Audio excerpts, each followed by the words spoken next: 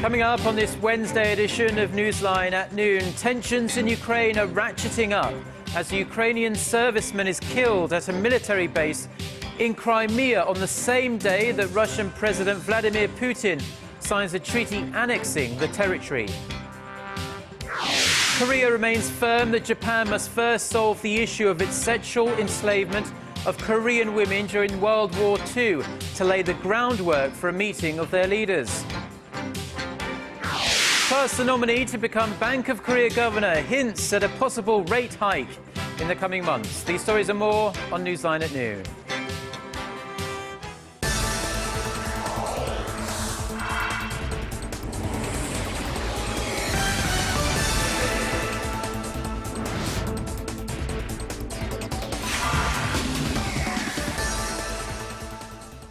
Thanks for joining us. You're watching Newsline at noon. I'm Ju in Seoul. Very good to have you with us. I'm Mark Broom. Our top story this lunchtime, diplomatic tensions between Russia and the West have hit new highs, with the first Ukrainian soldier reportedly being shot dead just hours after Russian President Vladimir Putin signed a treaty to claim Crimea as Russian territory. The United States says the annexation will not be recognized. Connie Lee has more. In Moscow, the crowds chanted "Russia, Russia," and in Crimea, cheers and applause filled the streets after Russian President Vladimir Putin signed a treaty on Tuesday in front of Parliament to make Crimea part of Russia. It is such a momentous day today. We want to say that we are very proud of our President Vladimir Putin. Putin says Russia must now act as Ukraine's new government. And in front of crowds late Tuesday in Moscow's Red Square, he said Crimea has finally returned to its home port to Russia.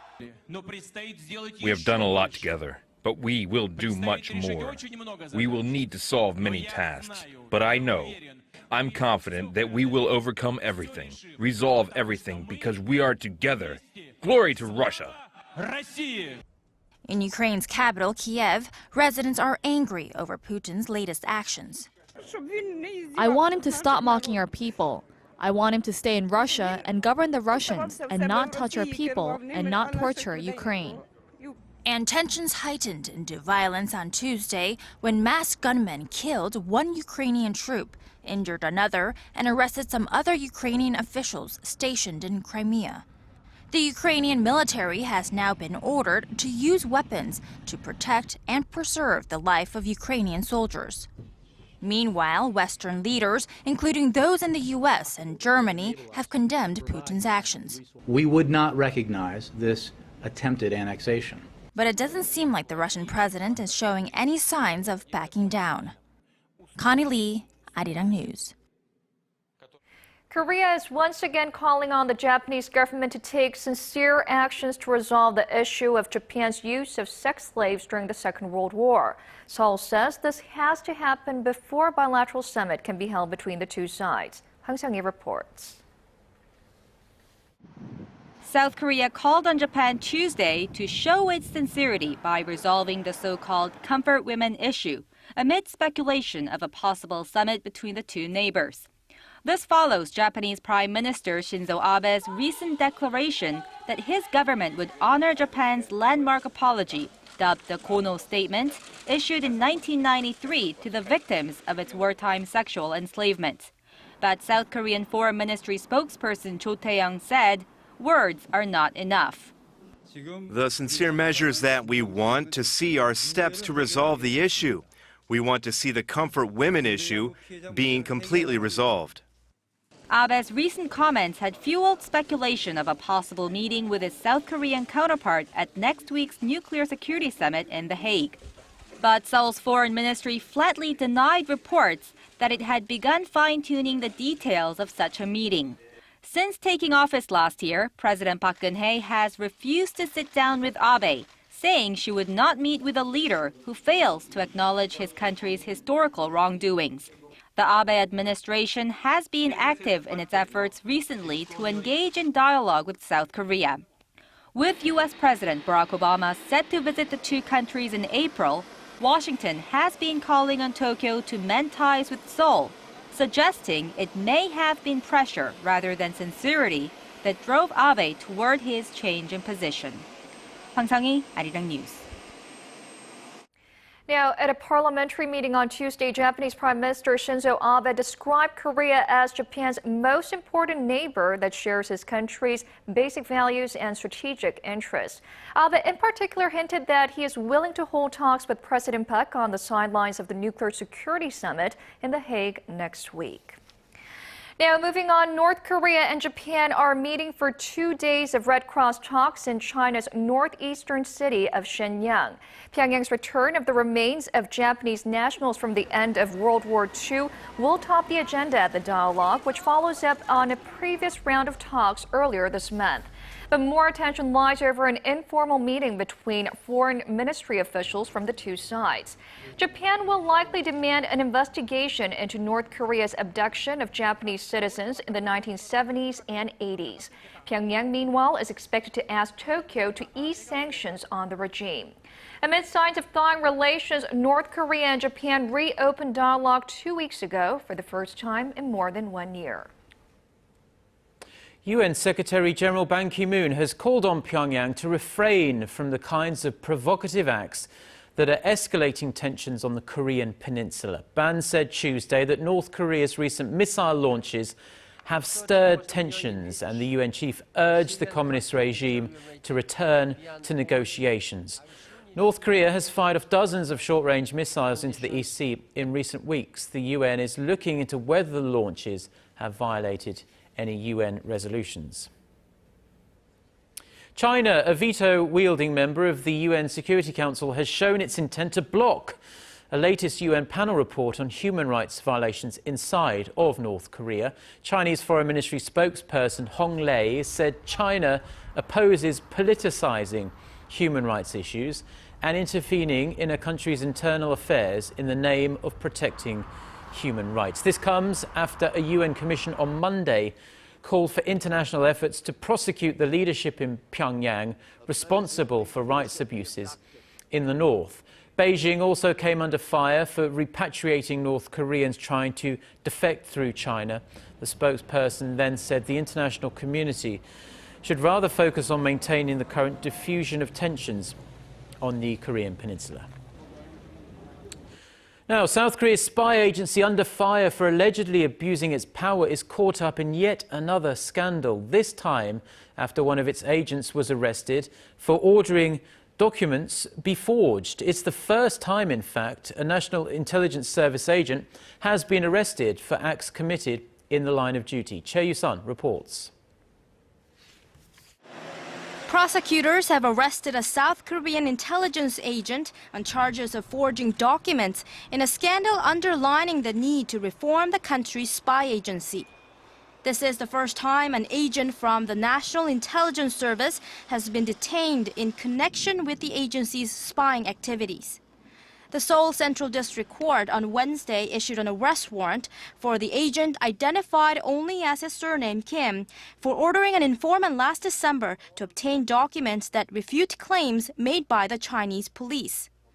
The documents show a former Seoul city government worker accused of being a North Korean spy entered the reclusive nation, but China's security forces had previously denied issuing China-North Korea border crossing records of him. Kim denies he knew about the forgery, while the informant, who had tried to commit suicide earlier this month, claims he was paid and ordered by South Korea's state intelligence agency to counterfeit the papers. Prosecutors are also probing a consul at the South Korean Consulate General in China's northeastern Shenyang city, who handed over the forged papers. The consul has told investigators that he did not know anything about the authenticity of the papers. The investigation into forgery has now expanded to China, where a team from South Korea and the Chinese Security Ministry plan to determine the authenticity of the documents in question. The latest scandal has severely hurt the credibility of South Korea's spy agency, which had been at the center of a political scandal for allegedly interfering in the 2012 presidential election to rally support behind the ruling party candidate. Choi Yu-sun, Arirang News.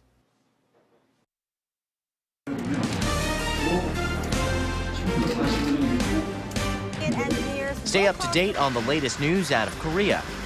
Connecting to our team of reporters about the issues that matter to Korea. On air, on your mobile, online. Find out more about Korea on Newsline at noon with Mark Broom and Jinju. I'm Jinju. Market researcher, strategy analytics, said Thursday that LG Electronics.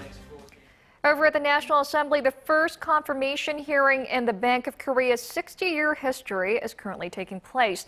In a written response to lawmakers ahead of his hearing, Lee Ju-yeol, the nominee for next central bank governor, said a rate hike would not put major pressure on the nation's household debt problem. Our Hwang Jie has the details.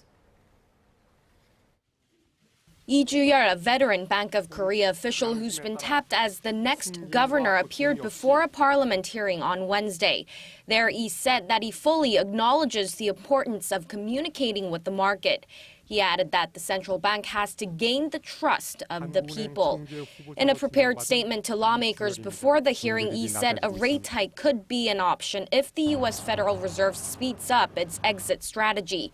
He added that higher rates would not put major pressure on the nation's snowballing household debt problem. The nominee also said that the central bank's key rate is accommodative to support the nation's current pace of economic recovery. Experts say his comments are realistic, with many believing the rate has been kept at low levels for too long. They forecast the central bank could act on it in the coming months.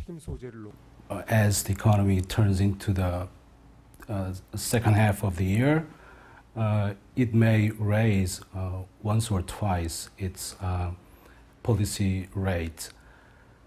He takes office in April, replacing outgoing Governor Kim Jung-soo, who has been criticized for a lack of communication with the market during his term.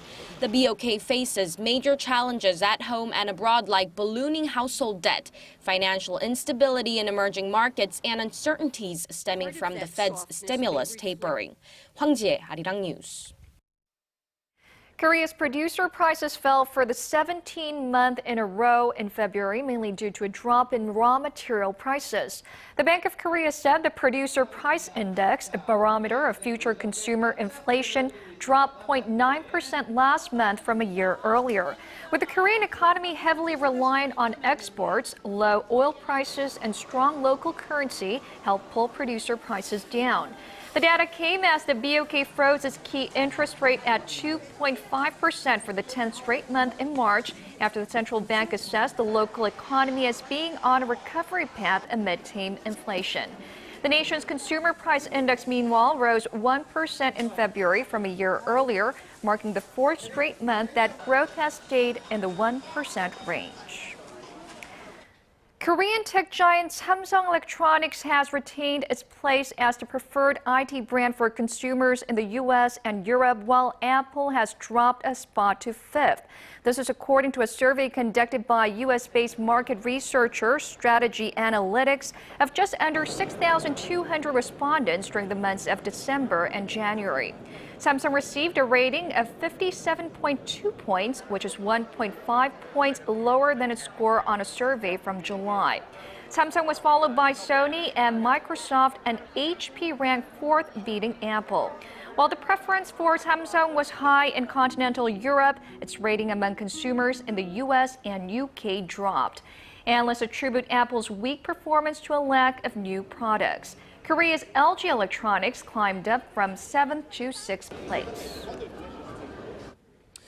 Now to some very welcome news for Korea's automakers. New data shows Korean-made cars made up nearly 9% of China's auto market last year, its largest ever market share in the world's second largest economy. The Korea Institute for Industrial Economics and Trade says Korean automakers, including Hyundai Motor and Kia Motors, sold around 1.6 million units in China in 2013. Korean auto sales in China have been on the rise for 3 consecutive years now. Experts say Korean automakers should refocus their marketing from small budget models to larger, more expensive models, as the Chinese market for sedans, SUVs and multi-purpose vehicles is on the rise. Starting next spring, a clause in the Korea-US free trade deal will kick in that will allow American firms to own program providers right here in Korea. Some industry insiders have raised concerns that Korea's broadcasting industry might suffer as a result. Our Na Hyung-kyung reports. Korea is bracing for an era of heated market competition in its broadcasting industry. Come next year, American media groups will be allowed to own program providers or PPs in Korea under the Korea-US Free Trade Pact ratified in 2012. PPs are those that create content or have acquired the right to broadcast taped television and radio programs, for example, terrestrial broadcast stations or cable channels. And to better cope with the upcoming change, officials from the ICT Ministry and the Korea Communications Commission put their heads together with industry experts to consider possible negative effects. In order to keep a competitive edge in the rapidly changing environment and competition in the global market, the government came up with a comprehensive plan aimed at improving the nation's broadcasting industry last December. This plan will be fleshed out and finalized by the end of April. Insiders say American media groups have been visiting Korea since late last year to conduct market research and evaluate its potential. But experts in Seoul say U.S. companies making a foray into the domestic market will not likely have an immediate impact in the industry. The effects will not be visible in the short run, but because the U.S. dominates the world's content market, we do need a long-term plan. It could work for the better and serve as an opportunity for our contents to set foot into the American market. Officials say the profit structure for the PPs should also be modified so they can focus more on producing creative content rather than relying on commercials. Na Hyun-kyung, Arirang News. Now to some very exciting news. Marvel Studios and the city of Seoul have agreed to film key elements of the sequel to the superhero film The Avengers right here in the Korean capital. The move is expected to have a very big impact on the local movie industry, and it will also create scores of jobs for local extras, production personnel and also vendors. Our Song Jung-in reports. It's official. The second installment of Marvel's Avengers franchise, Avengers Age of Ultron, will be partly shot in Korea. The announcement has generated excitement among movie fans, but the news has local economists excited too, with predictions of what the economic benefits to the Korean movie and tourism industries will be. The studio plans to spend more than $10 million, expects to hire more than 120 Koreans for the shoot, scheduled to take place in and around Seoul from March 30th to mid-April. Experts predict that could generate as much as $23 million for the Korean movie industry. We think this could strengthen Korea's movie production ability. It will also create new jobs, promote tourism, and improve our brand image, resulting in huge economic benefits. China saw its tourist numbers rise by 6 million in the 2 years after part of the blockbuster movie Avatar was shot in the province of Hunan. New Zealand, where The Lord of the Rings was filmed, also saw its tourism revenue increase by 15% after the films were released. But in addition to the economic benefits, local economists in Korea hope this will pave the way for more opportunities for the movie industry in the future. There are many sources that affect a country's economy. The actual benefits will depend on how Seoul is described in the movie and how moviegoers actually perceive the city. Like the Avengers sequel, more and more overseas films are coming to Korea to shoot, a result largely attributed to the location incentive project initiated by the Korean Film Commission in 2011. Thanks to the project, foreign movies filming in Korea can receive a refund of up to 30% of their production costs. Son Jung-in, Arirang News.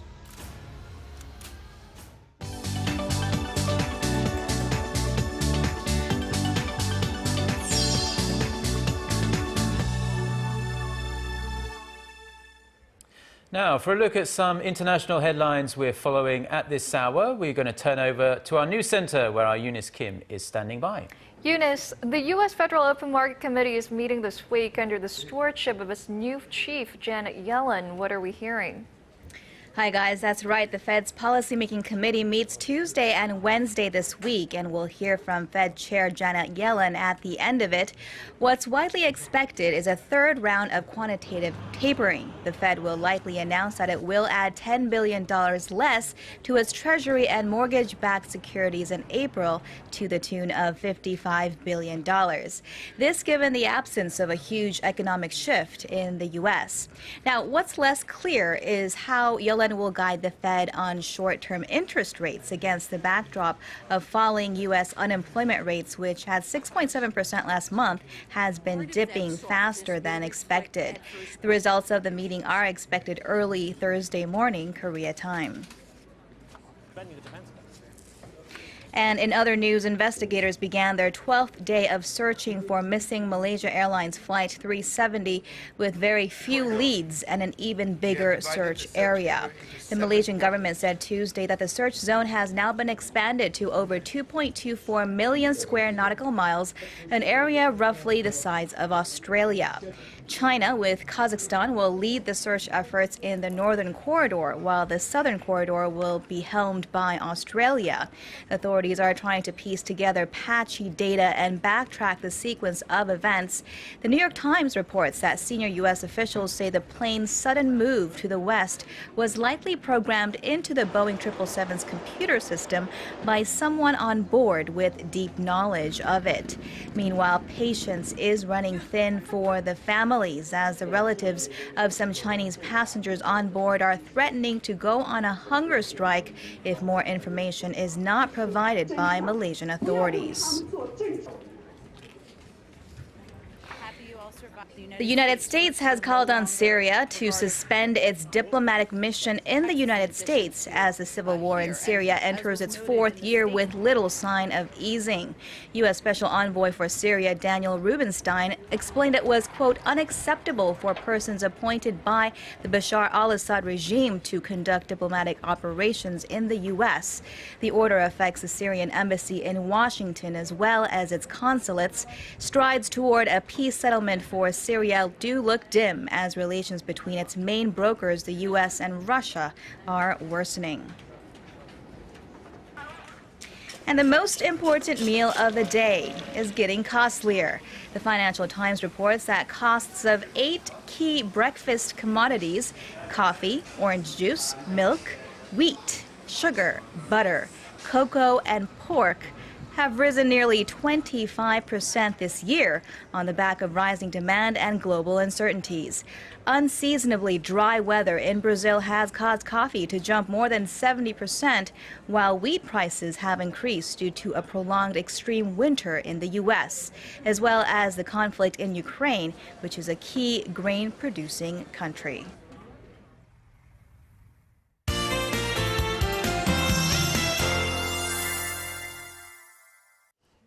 Good afternoon, I'm Lee Ji-hyun with your latest weather forecast. Well, I hope you've dressed a little warmer today. We have somewhat chilly day ahead of us with highs soaring to low to mid-teens across the nation. And right now we have clouds covering up the peninsula and they will accumulate throughout the day. So it could make us feel a bit chillier than actual temperatures. So again, be sure to dress accordingly before heading out. Also, some parts of the southern regions might receive scattered showers during the day, which should help to take some of the dust out of the air. And speaking of dust, the western parts of the peninsula is still suffering from moderately high level of yellow dust, but the level will be back to normal late in the afternoon. And tomorrow there will be showers for a short period around the country, and it should be more like sporadic showers, and also it's expected to be breezier than today. In fact, it looks like temperatures will stay on the cool side till Friday, but it will jump back up to a mild side by the weekend. It's going to be much warmer and sunnier. So do keep that in mind, and let's take a closer look at the readings for today. The afternoon high in Seoul will rise to 13. Daegu will top out at 15, while Gwangju and Busan should get up to 14 later in the day. Now let's see how other regions are looking. It looks like down on Jeju and Daejeon will climb up to 15, while the top temperature on Mount Kumgang will be at 2 this afternoon. Well, that's all for me today, and I hope you have a wonderful rest of the day.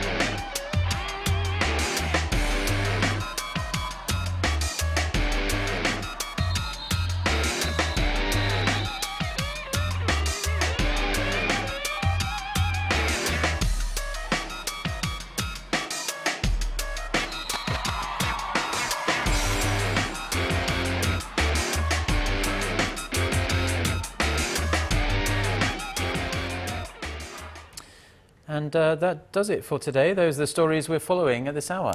Mark and I will be back at the same time tomorrow. Thank you for watching.